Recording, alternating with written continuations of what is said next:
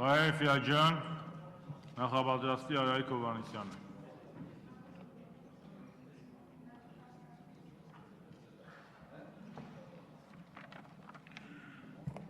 Շնորհակալություն, հարգելի պարոն փոխխոսնակ, հարգելի գործընկերներ, սիրելի հայրենակիցներ, ընտրական օրենսգիրքը բնականաբար ոչ միայն կարևորվում է խորհրդարանական 6 քաղաքական ուժերի կողմից կամ քաղաքական միավորների կողմից, այլ առհասարակ սա կարևորագույն քաղաքական եւ իրավական փաստաթուղթ է, որը որ պետք է արտացոլի նախկինում տեղի ունեցած այն զեղծարարությունները, ռիսկերը, որոնց մասին մենք պատեհպահի առիթ ենք թե բարձրաձայնել ենք նաև մեր լուծումներն ու առաջարկությունները ներկայացրել ենք։ Իրավի իրոք այն հնարավորությունները, որ այս պայդրությամբ կա,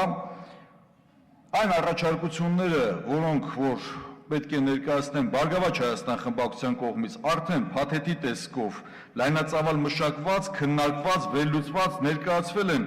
հիմնական բանախոսներին, հեղինակներին, լավագույնս ուսումնասիրվել է եւ կետեր կա շատ խորը մտածելու տեղիք է տվել։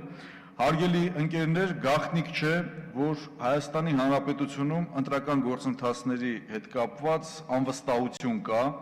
այդ անվստահությունը տարիների պատմություն ունի, տարբեր երևույթները եւ դրսեւորումները տեղիք են տվել մեր երկրի քաղաքացիներին, որպեսզի ընտրական գործընթացների հետ կապված ունենան իրենց անվստահության այդ բարձր մակարդակը։ Նաև այն գնահատականները, որոնք հնչել են ամենաբարձր ատյաններում, միջազգային ատյաններում, հաճախ դատական կարգերով, վիճաբանություններով, տարաձայնություններով, ուղեկցված ամենազանգվածային պիկետներով,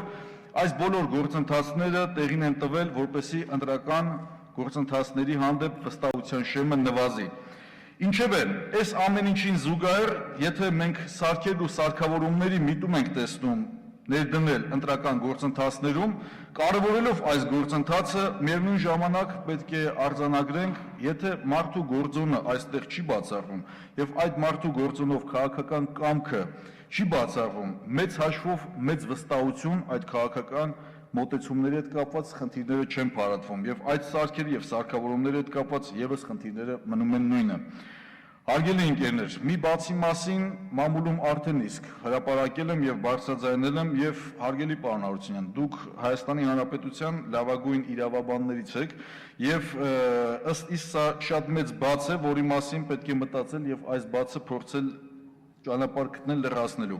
Մասնավորապես նույն համանդրությամբ, երբ որ ամրագրվում է, որ յուրաքանչյուր Հայաստանի Հանրապետության 18 տարին լրացած քաղաքացի հնարավորություն ունի ընտրելու եւ ընտրվելու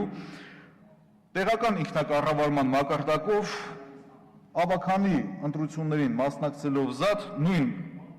ընտրական օրենսգրքի տրամաբանությունը իր մեջ հուշում է, որ Երևան քաղաքը, Վանաձորը, Գյումրին պետք է ավականուց ընտրի հետագայում քաղաքապետի։ Փաստացի ստացվում է, որ 18 տարի լրացած քաղաքացին կարող է դառնալ Հայաստանի Հանրապետության այդ 3 խոշորագույն քաղաքներից որևէ մեկի քաղաքապետը, որը որ ըստ իս կարծում եմ մտահոգիչ իրավիճակի կարող է հանգեցնել, այն փաստը, որ այդ տարիքում այդ քաղաքացին բարձրագույն կրթություն առհասարակ որպես այդպիսին չի էլ կարող ստանալ, եւ այդ նույն 18 տարեկան քաղաքացին առհասարակ կարող է զինծառայության պիտանի քաղաքացի լինել, տղա լինել եւ չեք կարծում, որ այստեղ մենք իրարամերժ իրավական հենց հարթությունը, որը որ կարող է իրականություն դառնալ, մեծ խնդիր ունենք։ Մեկ անգամ եւս կրկնելով, որ Հայաստանի Հանրապետությունում քաղաքական ընտրական գործընթացների վերաբերյալ մեծ բաց կա, անվստահության շեմը բավականին մեծ է, եւ եթե ընտրական օրենսգիրքը չարտացոլի եւ քաղաքական կամքը չլինի, ավելին քան համոզված ենք, որ այդ անվստահության շեմը խորացնելով հանդերձ մտահոգությունները ավելի շատանալու են Հայաստանի Հանրապետությունում։ Շնորհակալություն։